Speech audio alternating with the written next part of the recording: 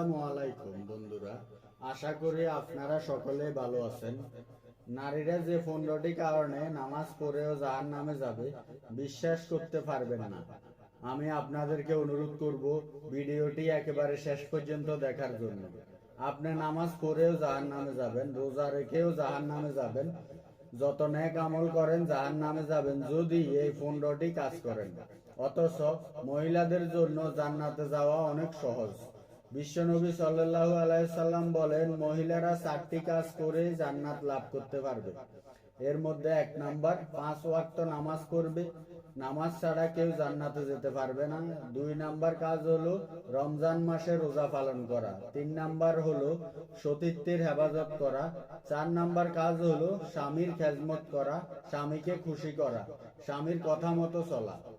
যদি এই 4টি কাজ করতে পারেন, জান্নাতের যে দরজা দিয়ে খুশি সেই দরজা দিয়ে আপনি প্রবেশ করতে পারবেন। সুবহানাল্লাহ। বিশ্বনবী নিজেই বলেছেন, সাবধান মা বোনেরা, 15টি কাজ কখনোই করবেন না। যদি করেন তাহলে আপনি কিন্তু জান্নাতে প্রবেশ করতে পারবেন না। তার মধ্যে 1 নাম্বার হলো নামাজ ছেড়ে দেওয়া, বিশেষ করে ফজরের নামাজ। মা বোনেরা অনেকেই আছেন যারা 4 ওয়াক্ত নামাজ পড়ে ঠিকই, কিন্তু ফজরের নামাজ পড়তে পারে না। এরকম অনেক মহিলা আছে। আপনারা সাবধান হয়ে যান। আপনার জীবনে যতই কষ্ট আসুক না কেন, আপনাকে 5 ওয়াক্ত নামাজ আদায় করতে হবে। বিশ্বনবী সাল্লাল্লাহু আলাইহি সাল্লাম ফজরের সুন্নত নামাজের প্রতি অনেক তাগিদ দিয়েছেন। ফজরের 2 রাকাত সুন্নত নামাজ গোটা দুনিয়ার থেকে উত্তম। সুবহানাল্লাহ। 2 নাম্বার হলো যাকাত না দেওয়ার কারণে জাহান্নামে যাবে। বিশ্বনবী রাসূল সাল্লাল্লাহু আলাইহি সাল্লাম বলেন, টাকার যেমন যাকাত আছে, স্বর্ণেরও তেমন যাকাত আছে। অনেক মহিলারা আছে 10 ভরি, 15 ভরি, 20 ভরি, 40 ভরি ঘরে স্বর্ণ আছে, কিন্তু যাকাত দিচ্ছেন না। যার 7.5 ভরি স্বর্ণ আছে তাকে যাকাত দিতে হবে। আর যাকাত দিতে না পারলে এই স্বর্ণগুলো কিয়ামতের ময়দানে সাফ হয়ে আপনাকে দংশন করবে। আল্লাহ তাআলা স্পষ্ট ভাষায় বলেন, এমন একদিন আসবে, সেদিন এই তোমার সঞ্চিত ধনগুলোকে আগুনে জ্বালিয়ে পিঠের উপরে ছুঁড়ে মারা হবে, আর বলা হবে, স্বাদ গ্রহণ করো, মজা চাকো, এই তো তোমার সেই ধন যার যাকাত তুমি দাওনি।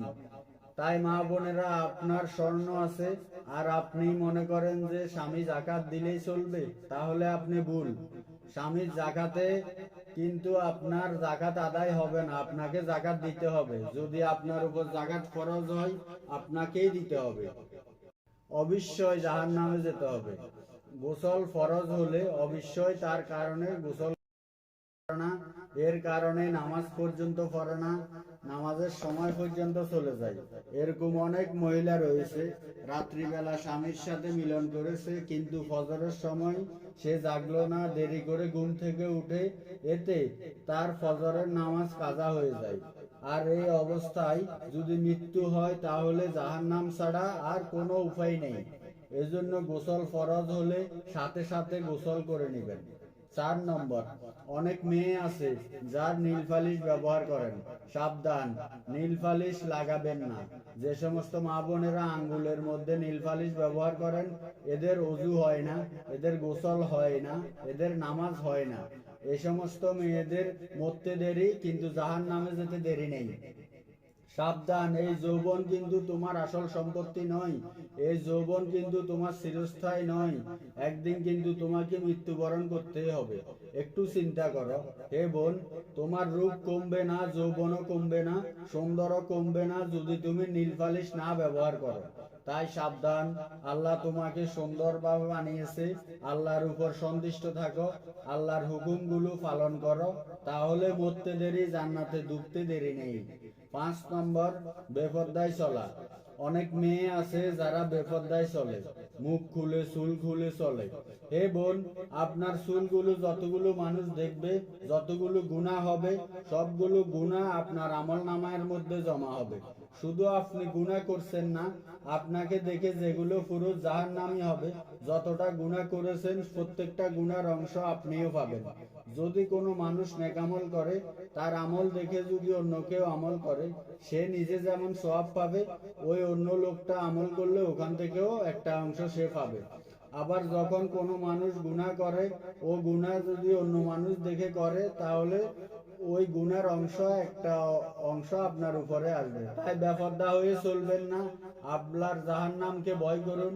আপনার ওই চুলগুলো কিন্তু আপনাকে সাপ হয়ে কামড়াবে, অথচ দুনিয়ার সাপকে এত ভয় পান। এক একটা জাহান্নামের কবরে কমপক্ষে 70 থেকে 99টি সাপ হবে, এত ভয়ঙ্কর। বিশ্ব নবী বলেন, ওই সাপের এক ফোঁটা লালা যদি দুনিয়ায় পড়তো, তাহলে পৃথিবীটা বিষে তামা হয়ে যেত, কোনো কিছুই জন্ম নিত না। ওই সাপের কামড় খেয়ে আপনারা সহ্য করতে পারবেন? তখন তো আপনাকে কেউ বাঁচাবে না। ভালোবেসে আপনারা যে এত সাজগোজ করছেন, ওই দিন তো তাকে পাওয়া যাবে না। নবীজি বলেন, শেষ জামানায় এমন কিছু নারী হবে যারা উটের ফিটের মতো খোপা বাঁধবে, হেলে দুলে চলবে, পুরুষদের আকৃষ্ট করবে এবং নিজেরাও পুরুষদের প্রতি আকৃষ্ট হবে। তারা এমন কাপড় পরবে মনে হবে যে তারা উলঙ্গ হয়ে আছে। এই জন্যই বলছি, হে মা বোনেরা, সাবধান, এরকম কোনো কাপড় পরিধান করবেন না যাতে আপনার দেহের অঙ্গ দেখা যায়। নবীজি বলেন, সেসব মহিলারা জান্নাতে যাওয়া তো দূরের কথা, জান্নাতে সুগেরানও পাবে না, অথচ জান্নাতে সুগেরান 500 বছর রাস্তার দূর থেকে। অতঃপর এই মহিলাগুলো জান্নাতের সুগেরানও পাবে না। এরপরে বিশ্বনবী বলেন, কৃপণতা। মহিলাদের মধ্যে অনেকে আছেন অনেক কৃপণ। আল্লাহ তাদের অনেক সম্পত্তি দিয়েছেন, কিন্তু তারা দান করেন না। অথচ বিশ্বনবী বলেন, দানকারীরা আল্লাহর নিকট জান্নাতের নিকটতম, মানুষের নিকটতম, ঠিক জাহান্নাম থেকে দূরে। আর যারা দান করে না, তারা আল্লাহ থেকে দূরে, জান্নাত থেকে দূরে, মানুষ থেকে দূরে, জাহান্নামের নিকটবর্তী। সাবধান, কৃপণতা করবেন না। যে সমস্ত মহিলাগুলো কৃপণ, তারা সকলেই জাহান্নামে যাবে। 8 নম্বর, বিশ্ব নবী বলেন, বিধর্মীদের কালচার যারা গ্রহণ করে, যারা বিধর্মীদের কালচার মোতাবেক চলে, তারা জাহান্নামী হবে। আজকে আমাদের মা বোনেরা বিশেষ করে পশ্চিমা দেশগুলির কালচার বেশি গ্রহণ করছে। ইন্ডিয়ান অর্থাৎ মুশরিকদের কালচার বেশি গ্রহণ করছে। হিন্দুরা যে জামা পরে, এই জামা পরতে চায়। হিন্দুরা যে জুতা পরে, এই জুতা পরতে চায়।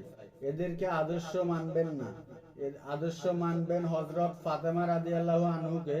আপনার আদর্শ আয়েশা রাদিয়াল্লাহু আনহু, হযরত মরিয়ম রাদিয়াল্লাহু আনহু, এদেরকে আদর্শ মানেন, এদের সাথে হাসর হবে। 9 নম্বর, অহংকার করা। অহংকার করা যাবে না, সাবধান। একটু সুন্দরী হলে এত অহংকার, তার কাছে কেউ কথা বলতে পারে না। এই রূপ, এই সৌন্দর্য ঠোকাই খাবে, মনে রাখবেন। আপনার মতো কত সুন্দরী মেয়েরা, যাদের জন্য রাধা বাদশারা পাগল ছিল, মাটির সাথে মিশে গেছে, পোকামাকড়ের খাদ্যে রূপান্তরিত হয়েছে। এত অহংকার করেন, এই রূপ আপনার থাকবে না, সাবধান করে দিচ্ছি। আপনার মঙ্গলের জন্যই বলছি। বিশ্বনবী বলেন, যার অন্তরে যাররা পরিমাণ অহংকার থাকবে, সে জান্নাতে ঢুকতে পারবে না। হে বোন, সবাইকে তো আল্লাহ তাআলা বানিয়েছেন, তাহলে আপনি অহংকার করার কে? 10 নম্বর, স্বামীর অকৃতজ্ঞ হইও না। যেসব নারীরা স্বামীর অকৃতজ্ঞ করে, তারা জাহান্নামে যাবে। সাবধান, স্বামীর প্রতি সন্তুষ্ট থাকবেন, স্বামীকে ভালোবাসা দিবেন এবং স্বামীকে ভালো ভালো খাবার রান্না করে খাওয়াবেন। পরিপাটি হয়ে স্বামীর সামনে গিয়ে উপস্থিত হবেন, স্বামীর মন যেন খুশি হয় ওরকম কাজ করবেন। 11 নম্বর, মিথ্যা কথা বলা।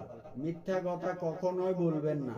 মিথ্যা কথা যারা বলে, অবশ্যই জাহান্নামে যাবে। যারা মিথ্যা কথা বলে, তারা কখনোই জান্নাতে ঢুকতে পারে না। মন্দ নামে ডাকা, কখনো কাউকে ব্যগ্র করে ডাকবেন না। আল্লাহ পাক রব্বুল আলামিন বলেন, সাবধান হে ইমানদার নেক পুরুষেরা, একে অপরকে বঞ্চনা করো না, মন্দ নামে ডেকো না, তুচ্ছ তাচ্ছিল্য করো না। সাবধান, বন্ধু নামে ডাকলে এ অবস্থায় তোমার মৃত্যু হয়, তাহলে জাহান্নামে প্রবেশ করবে। এরপরে গীবতের কথা বলা হয়েছে। গীবত করা যাবে না। যারা গীবত করে, মৃত মায়ের গোশত খাওয়ার সময় তুলনা করা হয়েছে তাদের। মা বোনেরা সাবধান, কখনো গীবত করবেন না, নামাজ ছাড়বেন না, রোজা ছাড়বেন না, এরপরে পর্দায় চলবেন। যদি আপনি এই কাজগুলো করেন আর এই 15টি কাজ যদি পরিহার করেন, তাহলে ইনশাআল্লাহ আল্লাহ পাক রব্বুল আলামিন আপনাকে জান্নাত দিয়ে দিবেন। দেহের মধ্যে উল্কি রাখবেন না, কখনো ভুল ভাগ করবেন না, কপালে টিপ দিবেন না, এগুলির থেকে বেঁচে থাকবেন। তাহলেই আশা করা যায় আল্লাহ তাআলা আপনাকে জান্নাত দিয়ে দিবে। আল্লাহ তাআলা আমাদের সকলকে মাফ করে দিন এবং জান্নাতি করে দিন। আমিন।